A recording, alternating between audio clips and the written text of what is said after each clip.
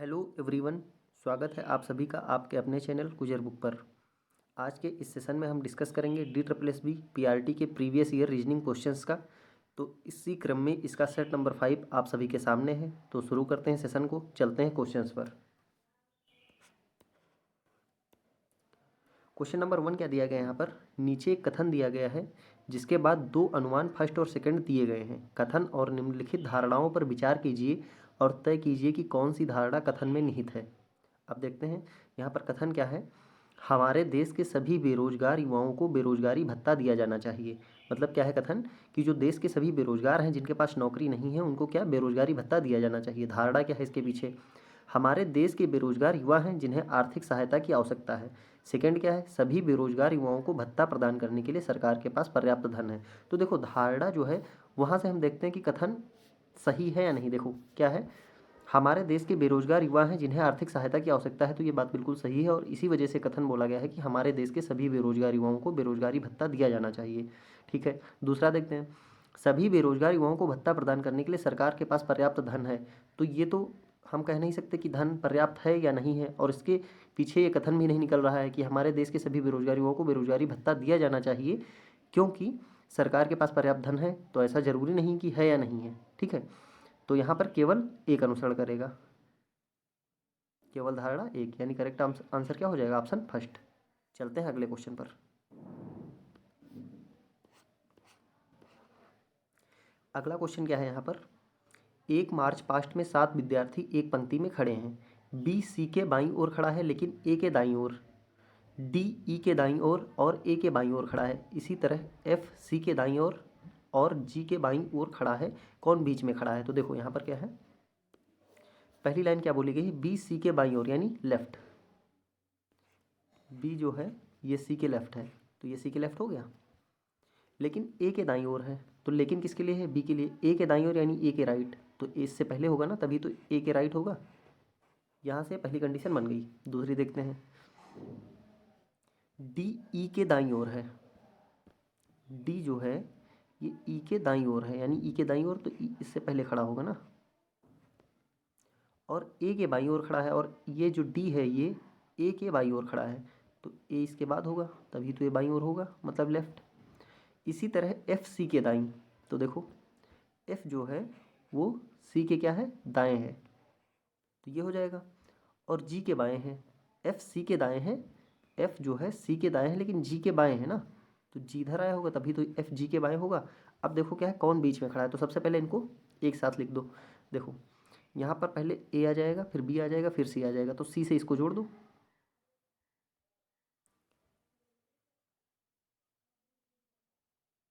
पहले देखो, पहले इन दोनों को जोड़ो क्योंकि इसमें ए बाद में आ रहा है। तो देखो यहाँ से सबसे पहले क्या लिखेंगे? E D A. ठीक है, अब ए के बाद देखो क्या आ जाएगा? बी और सी। अब देखो यहाँ से सी से इस सी को जोड़ दो, तो सी तो लिख चुके हैं, तो क्या आ जाएगा? एफ और जी।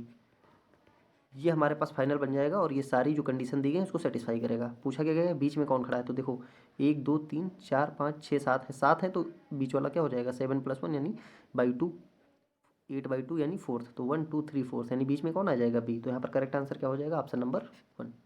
चलते हैं अगले क्वेश्चन पर। क्वेश्चन क्या है यहाँ पर?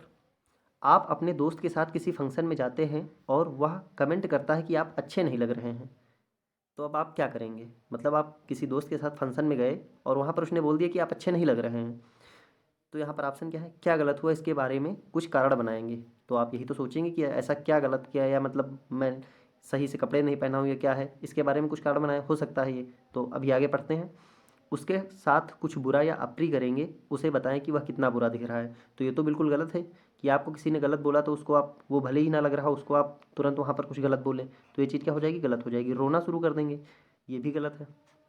ऐसा करने के लिए बुरा मान जाएंगे और अपने रिश्ते को तोड़ देंगे, तो ये भी गलत है क्योंकि ये क्या बच्चों वाली हरकतों को दिखा रहा है। तो यहाँ पर करेक्ट आंसर, यहाँ पर बेस्ट ऑप्शन क्या हो जाएगा? फर्स्ट ही हो जाएगा। चलते हैं अगले क्वेश्चन पर। क्वेश्चन क्या है यहाँ पर?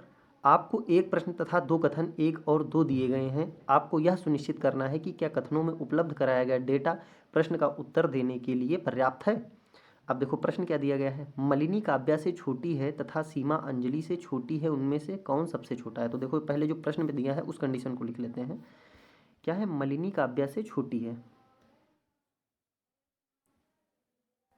मलिनी काव्या से छोटी। तो देखो यहाँ पर क्या है, मलिनी जो है ये काव्या से क्या है, छोटी है, ये प्रश्न वाली कंडीशन है।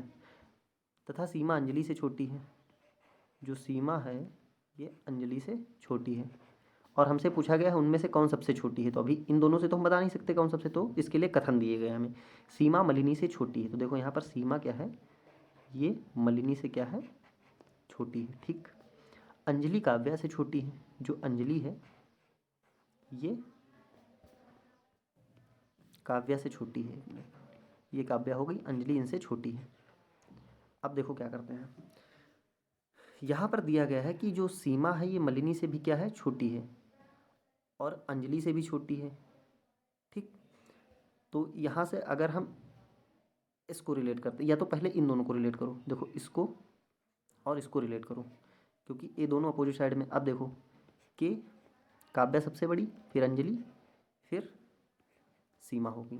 अब देखो यहाँ से पर अगर हम एक चीज़ देखते हैं, जो ये काव्या है ये मलिनी से क्या है, बड़ी है। ठीक, और मलिनी सीमा से बड़ी है। तो देखो मलिनी काव्या के पहले तो नहीं आ सकती है, क्यों, क्योंकि मलिनी काव्या से क्या है, मलिनी की पोजीशन यहाँ पर हो सकती है, नहीं हो सकती है, क्योंकि इस इक्वलिटी से काव्या जो है मलिनी से बड़ी होगी, तो ये तो यहाँ पर आ नहीं सकता है। फिर देखो मलिनी सबसे लास्ट में जा सकती है, तो मलिनी सबसे लास्ट में भी नहीं जा सकती है, क्यों, क्योंकि सीमा मलिनी से छोटी है, तो यहाँ पर ये कंडीशन भी गलत हो जाएगी। ठीक है, तो अब बचा क्या है यहाँ पर, फाइनली यही तो बचेगा, KAS काव्या, अंजलि और सीमा। अब देखो हमें मलिनी और अंजलि के बारे में नहीं पता है, लेकिन वो कहीं ना कहीं बीच में आएगी, और हमें आंसर क्या बताना है, उनमें से कौन सबसे छोटा है। तो सबसे छोटा तो हमें पता चल ही रहा है, कौन है, सीमा। तो यहाँ पर सबसे छोटी कौन सी हो जाएगी, सीमा। तो इसके लिए हमने क्या यूज किया, दोनों कथनों को तो यूज किया है ना। तो यहाँ पर करेक्ट आंसर क्या हो जाएगा, प्रश्न का उत्तर देने के लिए कथन 1 और कथन 2 दोनों आवश्यक है।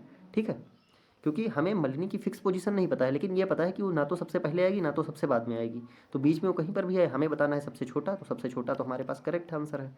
चलते हैं अगले क्वेश्चन पर। अब देखो यहाँ पर क्वेश्चन क्या है, आनंद, बालू, शेखर और विक्रम ताश खेल रहे हैं। आनंद और बालू जोड़ीदार हैं, ठीक है। विक्रम का मुंह उत्तर की तरफ है, यदि आनंद का मुंह पश्चिम की ओर हो तब किसका मुंह दक्षिण की ओर हो जाएगा। तो देखो यहाँ पर क्या बोला गया है, विक्रम का मुंह उत्तर की तरफ है, तो विक्रम का मुंह अगर उत्तर की तरफ है तो यानी वो बैठा किस डायरेक्शन में होगा, ये हो जाएगा विक्रम। और देखो ये नॉर्थ फेस कर रहा है कि नहीं फेस कर रहा है, तो ये साउथ बैठ गया। ठीक है, यदि आनंद का मुंह पश्चिम की ओर है, आनंद का मुंह अगर पश्चिम की ओर है तो आनंद बैठा किस किस साइड होगा, पूर्व साइड में, ये हो गया आनंद। अब देखो ऊपर क्या लिखी है एक लाइन, आनंद और बालू क्या हैं, जोड़ीदार हैं। और जब भी कोई गेम होता है तो जोड़ीदार क्या आमने सामने बैठता है, तो आनंद और बालू जोड़ीदार है ना, तो बालू इधर बैठा होगा, तो इसका फेस किस साइड हो जाएगा, पूर्व हो जाएगा। तो बचा कौन, शेखर बचा, तो शेखर किधर बैठेगा, इस साइड बैठेगा, तो इसका फेस किधर हो जाएगा, साउथ। तो यहाँ पर हमसे पूछा गया है किसका मुंह दक्षिण की ओर होगा, तो यहाँ पर सीधे सीधे पता चल रहा है शेखर का फेस क्या हो जाएगा, साउथ डायरेक्शन में। ठीक, चलते हैं अगले क्वेश्चन पर। देखो क्वेश्चन क्या है यहाँ पर, निम्नलिखित जानकारी को ध्यानपूर्वक पढ़िए तथा नीचे गए प्रश्न दिए गए प्रश्नों का उत्तर दीजिए। देखो जानकारी दे है, स्टार किसका प्रतीक है, इक्वल का, ये है अल्फ़ा, ये प्रतीक किसका है, बड़ा का, मतलब अगर अल्फ़ा लगा है तो जो पहला नंबर है वो बड़ा होगा। बीटा प्रतीक है से कम, जैसे अगर ये लिखें, मिनट, अगर हम लोग ये लिखें ए बीटा बी, तो यहाँ पर बीटा प्रतीक से कम यानी ए बी से कम। ठीक, इसका मतलब ये होगा। डेल्टा प्रतीक है से कम नहीं का, मतलब अगर से कम नहीं का मतलब क्या हो जाएगा, ए बी से कम नहीं। फिर गामा प्रतीक है से अधिक नहीं, अगर ये लिख दें,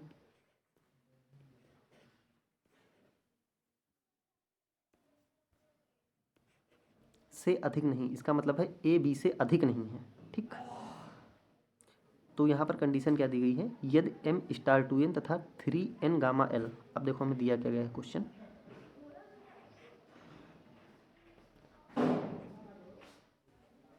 M star two N.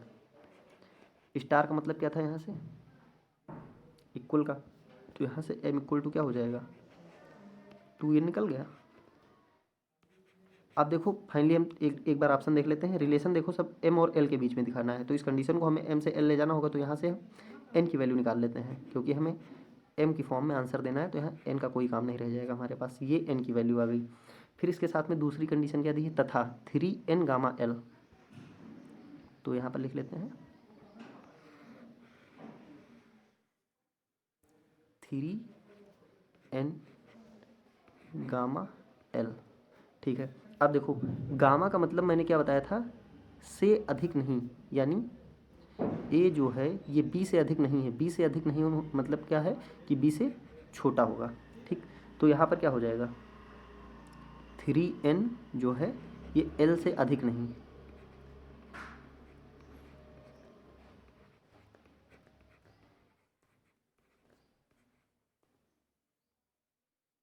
l से अधिक नहीं। अब देखो अगर ये और 3n l से अधिक नहीं है, तो यहाँ पर क्या हो जाएगा, पहले n की वैल्यू पुट कर दो, क्योंकि हमें फाइनल आंसर देना है m और l में, तो n की वैल्यू कितनी है, m/2। तो यहाँ पर जब n की जगह पर m/2 पुट करोगे तो m/2 हो गया। ठीक है, यहाँ पर ये l से अधिक नहीं, ये आगे चल रहा है कॉमन। ठीक, अब देखो इस 2 को इधर भेज दो और 3 के साथ इस 2 को इधर भेजो, तो ये क्या हो जाएगा, 2 ऊपर चला जाएगा और अपॉन में 3l, ये बन गया। और m2/3 l से अधिक नहीं। ठीक है,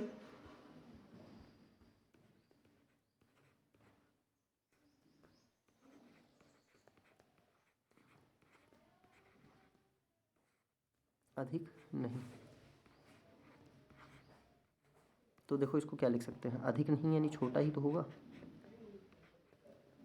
2/3l, ये निकाल लिया हमने रिलेशन। अब देखते हैं ऑप्शन में। अब देखो m डेल्टा 2l का मतलब क्या हो जाएगा, यहाँ से देखो डेल्टा का मतलब हमने क्या बताया था, से कम नहीं ना, मतलब ए बी से कम नहीं, ए बी से कम नहीं मतलब ये कंडीशन होगी ना, तो यहाँ पर क्या हो जाएगा, m ग्रेटर देन 2l, यही तो निकलेगा।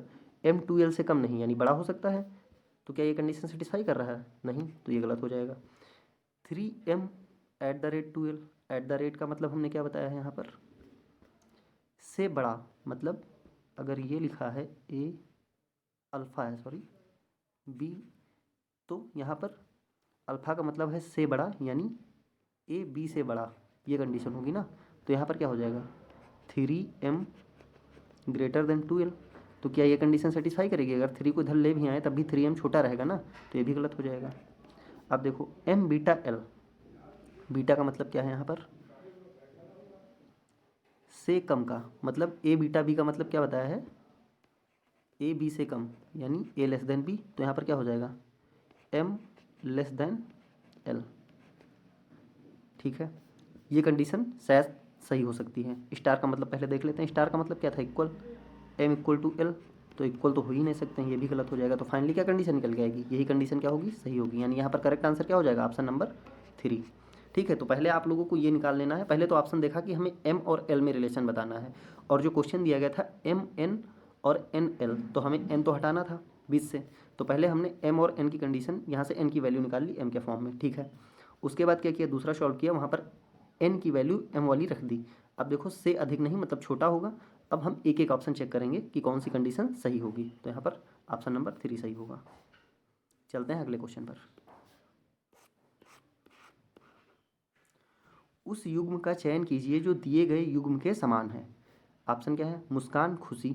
अब देखो मुस्कान और खुशी में क्या रिलेशन है भाई, मुस्कान आपके चेहरे पर कब आएगी, जब आप अंदर से खुश होंगे, मतलब जब अंदर से खुशी होगी तभी आपके चेहरे पर क्या आएगी, मुस्कान आएगी। तो यहाँ पर देखो चेहरा, चेहरे के भाव, इसमें तो कोई रिलेशन ही नहीं है कि चेहरा पर चेहरे के भाव, ये गलत हो जाएगा। दुख सुख, ये तो गलत हो जाएगा, मतलब अपोजिट वर्ड है। जमाई और बोरियत, तो देखो यहाँ पर अगर आप बोर हो रहे हैं, बोरियत फील कर रहे हैं, तो आपको क्या आएगी, जमाई आएगी। यहाँ पर सेम वही चीज़ है, अगर आप खुश हैं तो मुस्कान आएगी चेहरे पर, अगर आप बोर हो रहे हैं तो जमाई आएगी। तो यहाँ पर करेक्ट आंसर क्या हो जाएगा, ऑप्शन नंबर 3, आंखें और आंसू, ये भी गलत हो जाएगा। चलते हैं अगले क्वेश्चन पर।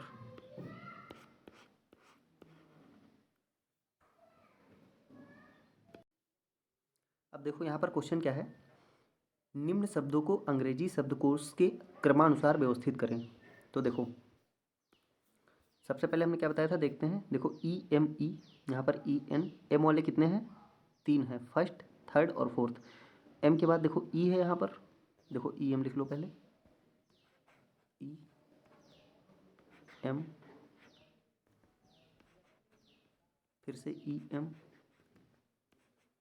EM, ठीक है, ये हो गए। उसके बाद कौन से वाले आ जाएंगे, EN वाले आ जाएंगे, EN, EN, ठीक है। अब देखो M में EME है, यहाँ पर EMP है और यहाँ पर भी EMP है, तो पहले क्या आएगा, E आएगा ना, तो यहाँ पर E हो गया, यानी ये कन्फर्म हो गया कि ये कौन सा है, फर्स्ट वाला है, ठीक है। अब देखो P वाले में देखो, 2 में क्या आ रहा है, P, तो P लिख लो दोनों में। P के बाद कौन सा है, EMP, EMP, यहाँ पर O है, यहाँ पर L है, तो पहले कौन सा आएगा, L वाला आएगा ना, तो ये पहले आ जाएगा, बाद में आएगा O वाला। तो L वाला कौन से नंबर का है, 4 नंबर का है, और O वाला कौन से नंबर का है, 3 नंबर का है। पूरी स्पेलिंग लिखने की ज़रूरत नहीं है। अब N वाला चेक करो, N के बाद एक जगह E आ रहा है, एक जगह H आ रहा है, तो पहले कौन सा आएगा, E वाला आएगा ना, यानी सेकंड। अब बचा कौन सा, फिफ्थ, यहाँ पर H आ जाएगा। तो देखो क्या क्रम बना, 1 4 3 2 5, यानी 1 4 3 2 5। करेक्ट आंसर क्या हो जाएगा, ऑप्शन नंबर 1। चलते हैं अगले क्वेश्चन पर। क्वेश्चन क्या है, एक कॉलेज में 65% छात्रों ने क्रिकेट खेला, 40% छात्रों ने टेनिस खेला था तथा 25% छात्रों ने क्रिकेट और टेनिस दोनों खेले। कितने प्रतिशत छात्रों ने ना तो क्रिकेट खेला और ना ही टेनिस खेला। देखो अब हमें यहाँ पर यह पता है कि क्रिकेट इतने लोगों ने खेला, इतने लोगों ने टेनिस खेला और दोनों खेलों को 25% लड़कों ने खेला। अब क्या कह रहे हैं कि कितने ऐसे छात्र हैं जिन्होंने कोई खेल नहीं खेला। तो अगर हमें ये पता चल जाए कि कितने ऐसे विद्यार्थी हैं जिन्होंने कोई ना कोई खेल खेला है, तो हम 100 से माइनस करके क्या बता देंगे कि इतने लोग ऐसे होंगे जो कोई भी खेल नहीं खेलेंगे। तो देखो यहाँ पर क्या करते हैं, वेन डायग्राम से कर लेते हैं इसको।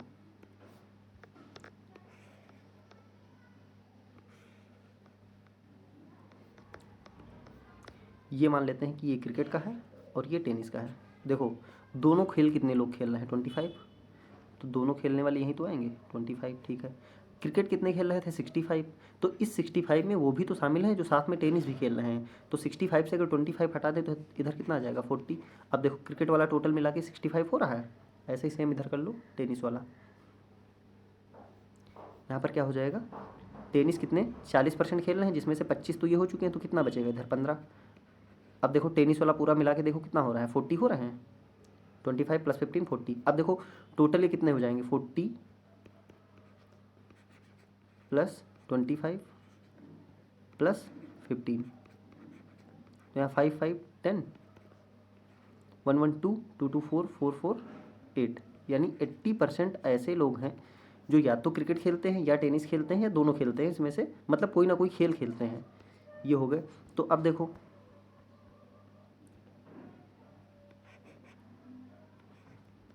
नॉट प्लेइंग एनी गेम, तो मैंने क्या बताया था, स्टूडेंट अपने आप में क्या होंगे, सारे 100% होंगे, जिसमें से 80% क्या है, कुछ ना कुछ खेलते हैं। तो 100 से 80 अगर हम लोग माइनस कर दें तो यहाँ पर हमारे पास क्या आ जाएगा, 20%। ये ऐसे स्टूडेंट हैं जो कोई खेल नहीं खेलते हैं। ये क्या हो जाएगा आंसर, यानी ऑप्शन नंबर 1। चलते हैं अगले क्वेश्चन पर। अब देखो क्वेश्चन क्या है, सुबिता याद करती है कि उसकी बहन का जन्मदिन 5 फरवरी के बाद लेकिन 8 फरवरी से पहले है। देखो सुबिता की सिस्टर है, वो कहती है कि जो इसका बर्थडे है इनकी सिस्टर का, वो 5 के बाद है, यहाँ पर मान लेते हैं बर्थडे।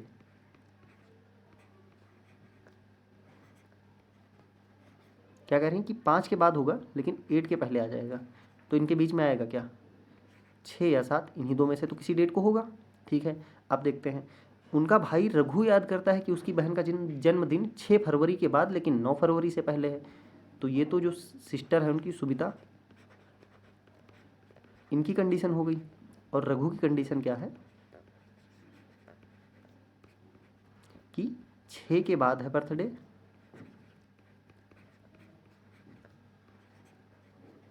लेकिन क्या है 9 से पहले है। तो देखो यहाँ पर क्या कॉमन मिलेगा, 7 और 8। अब देखो इन दोनों इनक्वलिटी में देखो तो बीच में कॉमन नंबर कौन सा आ रहा है, 7 ही तो आ रहा है। यानी इनके अकॉर्डिंग क्या था कि 5 के बाद है और 8 के पहले है। तो 5 के बाद और 8 के पहले दो हो सकते हैं, या तो 6 को हो या 7 को हो, लेकिन इनके भाई का कहना है नहीं 6 के बाद है 9 के पहले है। और कंडीशन इनको भी करेक्ट पता है, तो ये कह रहे हैं 9 के पहले 6 के बाद है, तो 6 के बाद है नहीं 6 तो हो नहीं सकता है, तो 6 के बाद क्या बचेगा, 7 ही बचेगा। तो उनका बर्थडे कब होगा, 7 फरवरी। करेक्ट आंसर क्या हो जाएगा, ऑप्शन नंबर 2। चलते हैं अगले क्वेश्चन पर। यहाँ पर देखो क्वेश्चन क्या दिया गया है, आपको 3 कथन और 3 निष्कर्ष दिए गए हैं, ठीक है। नीचे दिए गए विकल्पों में से निष्कर्ष के बारे में टिप्पणी चुनें। नीचे 3 कथन दिए गए हैं जिसके बाद 3 निष्कर्ष फर्स्ट, सेकंड और थर्ड दिए गए हैं। कथन और निम्नलिखित निष्कर्षों पर विचार करें और तय करें कि कौन सा निष्कर्ष का अनुसरण करता है। तो अब कथन पढ़ लेते हैं, क्या है। देखो कोई बिल्ली शेर नहीं है, तो देखो मान लेते हैं ये है कैट, ठीक है। ये क्या है, लायन नहीं है। एक मिनट,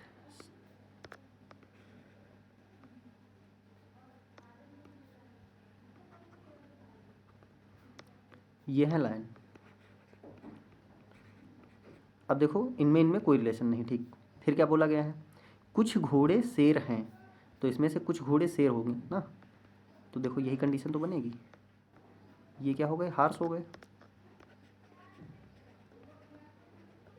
तो देखो इसमें से कुछ घोड़े शेर हो गए, ठीक है। अगली कंडीशन क्या है, सभी बिल्लियां गाय हैं, यानी ये जो बिल्लियां सारी हैं ये गाय हैं। तो मान लेते हैं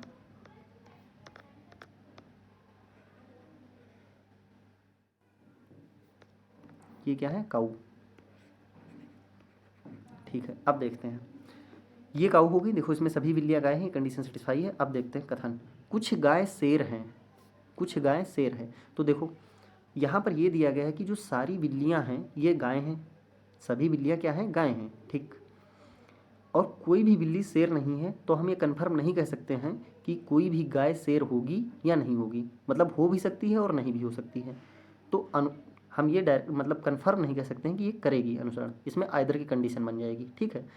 दूसरा कथन क्या है, कुछ घोड़े बिल्लियाँ हैं। तो घोड़े और बिल्ली में तो कोई संबंध ही नहीं है, तो सेकंड को तो हम कंफर्म कह सकते हैं कि ये 100% क्या होगा, गलत होगा। इसको 100% ना तो सही कह सकते हैं ना गलत। थर्ड देखते हैं, कोई शेर गाय नहीं है, कोई भी शेर गाय नहीं है। तो देखो जब कोई बिल्ली शेर नहीं है और सभी बिल्लियाँ गाय हैं, तो ये भी हम एकदम 100% श्योर नहीं कह सकते हैं कि कोई शेर गाय नहीं है, हो भी सकता है नहीं भी हो सकता है। तो ये दोनों क्या है, आइदर आर वाली कंडीशन है, तो या तो फर्स्ट या थर्ड। तो यहाँ पर करेक्ट आंसर क्या हो जाएगा, ऑप्शन नंबर 4, या तो फर्स्ट करेगा या थर्ड करेगा, ठीक। चलते हैं अगले क्वेश्चन पर।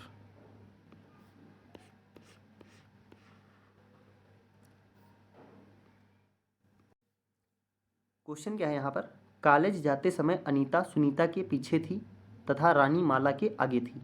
रेखा अनीता और रानी के बीच में थी, कौन अगुवाई कर रहा है। तो देखो यहाँ पर क्या है, कॉलेज जा रहे हैं, अनीता सुनीता के पीछे थी, तो जो सुनीता है इनके पीछे कौन है, अनीता, ठीक है। ये कंडीशन हो गई हमारे पास। उसके बाद क्या कहा है, तथा रानी माला के आगे थी। रानी जो है ये माला के क्या है, आगे हैं, ठीक है। फिर क्या बोला गया है, रेखा अनीता और रानी के बीच में है। रेखा कोई है जो कि अनीता और रानी के बीच में है, तो ये हो गई रेखा अनीता और रानी के बीच में है। कंडीशन तीनों बन गई हमारे पास। अब देखते हैं कौन अगुवाई कर रहा था। तो देखो यहाँ पर पहले इसको जोड़ो, फर्स्ट और लास्ट को। देखो सबसे पहले क्या हो जाएगा, सुनीता, एस से डिनोट कर लेते हैं। ये सुनीता हो गई, सुनीता के बाद कौन आ रहा है, अनीता। अनीता के बाद क्या होगी, रेखा। रेखा किसके बीच में थी, अनीता और रानी के, ठीक है। ये हो गई रानी। अब उसके बाद देखो रानी के पीछे कौन था, माला। फाइनल इक्वेशन ये बन गई। अब देखो यहाँ पर अगुवाई पूछा गया है, तो सबसे आगे कौन है, सुनीता। तो यानी करेक्ट आंसर क्या हो जाएगा, सुनीता। चलते हैं अगले क्वेश्चन पर। क्वेश्चन क्या है यहाँ पर, निम्नलिखित के लिए सही विकल्प को चुनें। तो देखो यहाँ पर क्या है, इधर दिया है 46, इधर दिया है 22। तो 46 और 22 के बीच में क्या रिलेशन दिख रहा है? 22 को अगर हम डबल करें तो कितना बनेगा? 44। 44 में अगर हम 2 ऐड कर देते हैं तो क्या आ जाएगा? 46। यानी कि यहाँ पर क्या किया गया है, जो पहले नंबर दिया गया है इसमें से -2 कर दो, कितना आ जाएगा? 44। फिर इसका हाफ कर दो तो कितना आ जाएगा? 22। तो सेम कंडीशन इधर लगा दो 88 पे। पहले क्या कर दो? -2 कर दो। 8 से 2 जाएगा 6, 86 बाई 2 कर दो। 2 4 जा 2 3 जा, तो यहाँ पर करेक्ट आंसर क्या हो जाएगा? 43, यानी कि ऑप्शन नंबर 3। चलते हैं अगले क्वेश्चन पर। क्वेश्चन क्या है यहाँ पर? बेजोड़ को ढूंढें, कौन मैच नहीं कर रहा है। तो देखो ऑप्शंस क्या हैं? कोर्ट है, स्टंप है, पिच है, बैट है। तो अब यहाँ पर एक चीज़ देखो, स्टंप हो गया, पिच हो गई, बैट हो गई, ये सब किससे रिलेटेड हैं? क्रिकेट से। ये सारे वर्ड क्रिकेट से रिलेटेड हैं। लेकिन कोर्ट क्या है? कोर्ट ये ग्राउंड होता है या तो टेनिस खेलने का, स्क्वैश खेलने का, वॉलीबॉल वगैरह खेलने का। तो ये क्या हो जाएगा? अलग हो जाएगा। बाकी ये सारे सारे जो वर्ड है ये क्रिकेट से संबंध रखते हैं। चलते हैं अगले क्वेश्चन पर।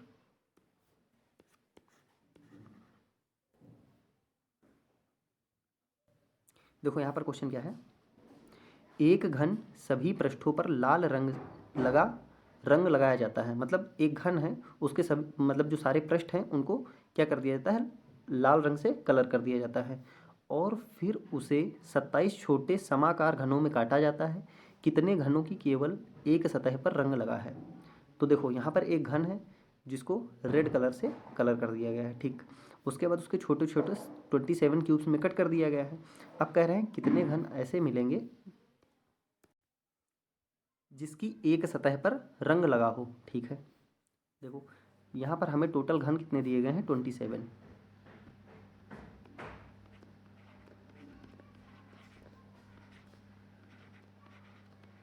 टोटल क्यूब्स कितने बनने हैं? 27। अब देखो यहाँ पर जो टोटल क्यूब्स का फार्मूला होता है वो होता है n क्यूब। तो यहाँ से n की वैल्यू कितनी आ जाएगी? क्यूबिक वैल्यू 27, यानी n की वैल्यू कितनी आ जाएगी? 3। अब देखो अगर ये पूछा जाए कि एक सतह रंगीन, तो वन सरफेस कलर्ड का फार्मूला होता है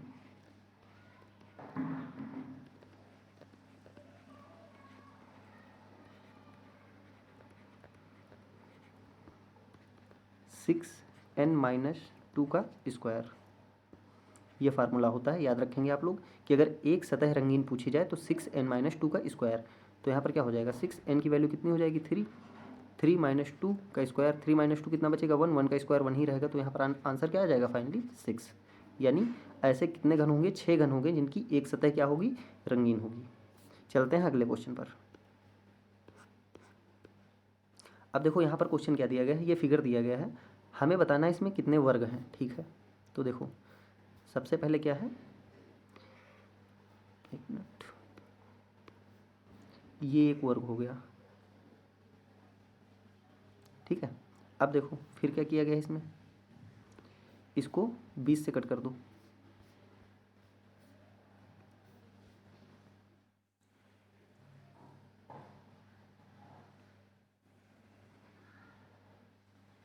अब देखो इसके अंदर कितने वर्ग हो जाएंगे? 1 2 3 और 4, और एक ये कंप्लीट जो बाहर बड़ा है। तो टोटल कितने मिले इसमें से? 5 हो गए, ठीक है। इसके अलावा तो मिलेंगे नहीं, क्योंकि और बाकी तो अगर 1 2 को मिलाओगे तो सब रेक्टेंगल बन जाएंगे। फिर देखो दूसरा फिगर, इसके ऊपर फिर से एक स्क्वायर बना दिया गया है, उसको बना दो।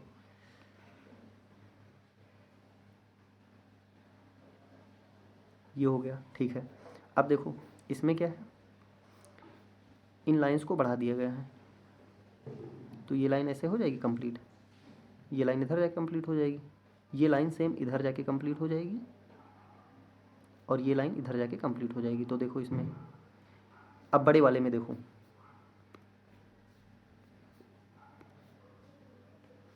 बाहर जो बड़ा वाला है इसमें ये 1 हो गया, ये 1 हो गया, ये 1 हो गया, ये 1 हो गया।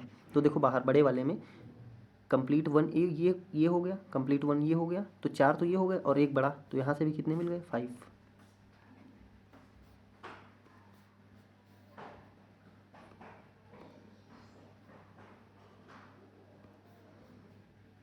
यहाँ से कितने हो गए? 5, ठीक है। अब देखो उसके बाद क्या किया है, 20 से इन लाइनों को मिला दिया गया है। तो देखो मिला दो, ये ऐसे हो गई और एक लाइन इधर से ये ऐसे हो गई। तो क्या इन लाइनों को मिला करके कोई नया वर्ग बन रहा है? तो कोई नया वर्ग नहीं बनेगा, क्योंकि ये सब रेक्टेंगल बना देंगे। तो यहाँ पर फाइनली आंसर कितना हो जाएगा? 5 + 5 10 ही हो जाएगा।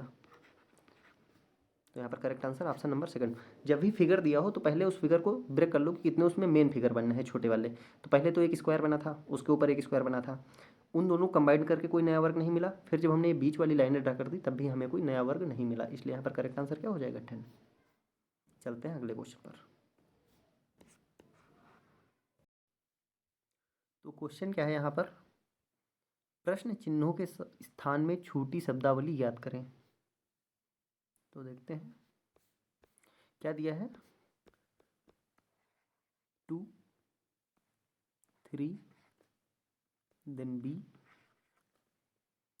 फिर क्वेश्चन मार्क है, फिर 6 है, फिर क्वेश्चन मार्क है, फिर एफ है,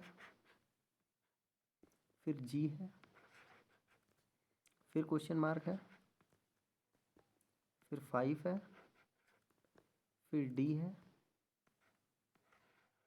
फिर क्वेश्चन मार्क है, फिर 8 है, फिर क्वेश्चन मार्क है, देन एच है, देन आई है। अब देखते हैं इसमें क्या लॉजिक फॉलो कर रहा है।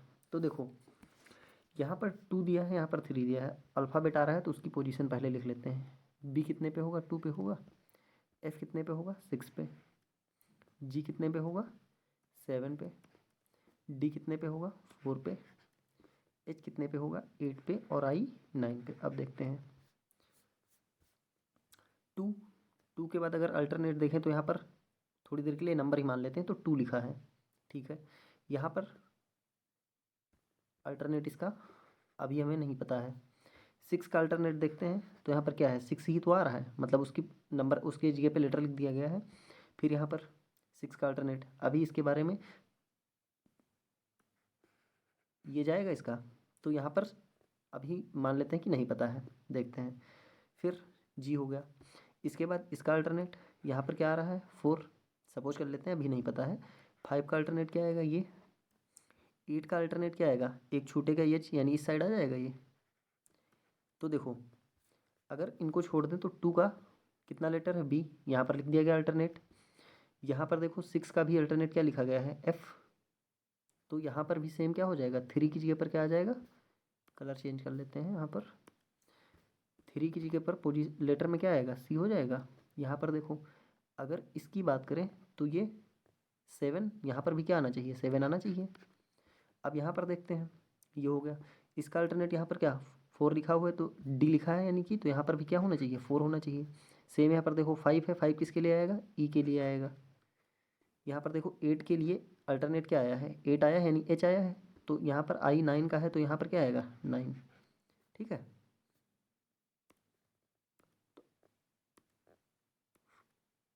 अब देखते हैं यहाँ पर क्या निकल के आ गया। C7 4E9। तो करेक्ट आंसर क्या हो जाएगा? C7 4E9। C7 4E9 यानी ऑप्शन नंबर 3। देखो यहाँ पर क्या था कि जो पहला लिखा हुआ है ये, इसके अल्टरनेट मतलब एक छोड़ के जो अल्फ़ाबेटिकल लेटर में जो पोजीशन होती है वही लेटर लिख दिया गया है। तो सेम यहाँ पर फिर देखो 6 यहाँ पर आया है, तो लेटर में एफ़ की वैल्यू कितनी होती है? 6 पोजीशन पे होता है, तो सेम वही अल्टरनेट करते जाना। तो 3 पे क्या आएगा? 6। अगर 6 लिखा है तो ये तो हो गया। अब यहाँ पर क्या आना? जी आ रहा है, तो यानी यहाँ पर 7 आया होगा। यहाँ पर क्या है? डी आ रहा होगा, तो यानी यहाँ पर 4 आया होगा, ठीक है। और यहाँ पर 5 है, तो यहाँ पर क्या आएगा? ई आएगा। तो यहाँ पर आंसर क्या हो जाएगा? ये। चलते हैं अगले क्वेश्चन पर।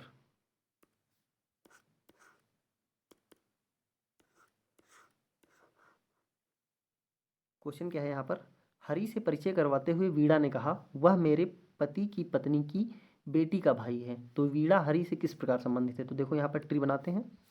हरी का परिचय करवाते हुए वीणा ने कहा है, तो ये वीणा हो गई,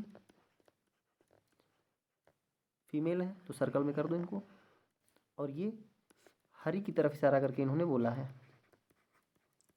ठीक है। ये हो गए हरी।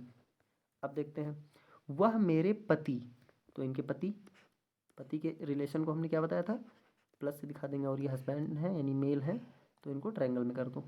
ठीक है, पति की पत्नी, तो पति की पत्नी तो यही होंगी ना, की बेटी, तो इनकी बेटी होंगी, तो बेटी यहाँ पर होगी इनकी डॉटर।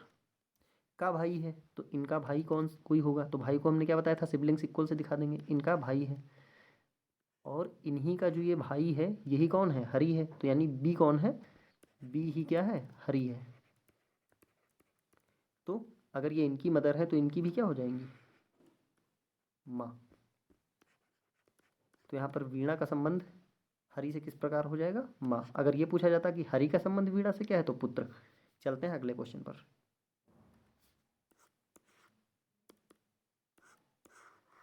क्वेश्चन क्या है यहाँ पर, यदि हरा का अर्थ पीला, पीला का अर्थ सफ़ेद, सफ़ेद का अर्थ नीला, नीला का अर्थ लाल, और लाल का अर्थ गुलाबी है, तो दूध का रंग क्या होगा। तो देखो यहाँ पर पूछा गया है हमसे दूध। ठीक है, दूध का रंग होता कैसा है, सफ़ेद। आप क्वेश्चन में देख लो सफ़ेद को क्या बोला गया है, तो सफ़ेद, सफ़ेद का अर्थ है नीला, तो सफ़ेद का अर्थ क्या हो गया, नीला। यानी कि जो अब हमारा मिल्क है वो किस कलर का हो जाएगा, नीले कलर का। तो यहाँ पर करेक्ट आंसर क्या हो जाएगा, नीला। चलते हैं अगले क्वेश्चन पर।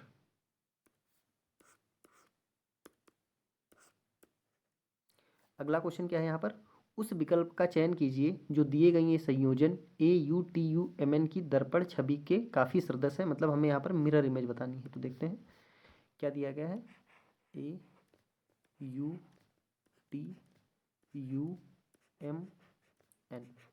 इसकी बतानी है हमें मिरर इमेज। तो ये मिरर हो गया। मिरर इमेज में मैंने क्या बताया था, जो सबसे नज़दीक होगा इधर भी सबसे नज़दीक आएगा। अब एन क्या है, एन अपोजिट बनेगा ना, एन ऐसे बन जाएगा। देखो एम की तो मिरर इमेज चेंज होगी नहीं, यू भी नहीं चेंज होगा, टी भी नहीं चेंज होगा, यू फिर से नहीं चेंज होगा, और ई भी नहीं, ए भी नहीं चेंज होगा। तो यहाँ पर देखो पहले एन आना चाहिए, तो यहाँ पर तो एन सीधा बना है तो ये गलत हो जाएगा। यहाँ पर ए आ रहा है, ये भी गलत। यहाँ पर एन देखो उल्टा बना है, उसके बाद MUTUA, तो ये मैच कर रहा है। यहाँ पर भी एन सीधा, ये गलत हो जाएगा। तो यहाँ पर हमें पूरा चेक करने की जरूरत नहीं थी, केवल एन देख लेते, यहीं से आंसर पता चल जाता। करेक्ट आंसर क्या हो जाएगा, ऑप्शन नंबर 3। तो ये था आज के सेशन का लास्ट क्वेश्चन। उम्मीद करते हैं सेशन आपको अच्छा लगा होगा। अगर सेशन अच्छा लगा तो इसको लाइक करें, कमेंट करें और ज़्यादा से ज़्यादा शेयर करें। अपकमिंग वीडियोज़ के लिए चैनल को सब्सक्राइब करना ना भूलें। इसकी PDF के लिए टेलीग्राम चैनल की लिंक वीडियो के डिस्क्रिप्शन में दी गई है, आप वहाँ से इसकी PDF डाउनलोड कर सकते हैं। धन्यवाद।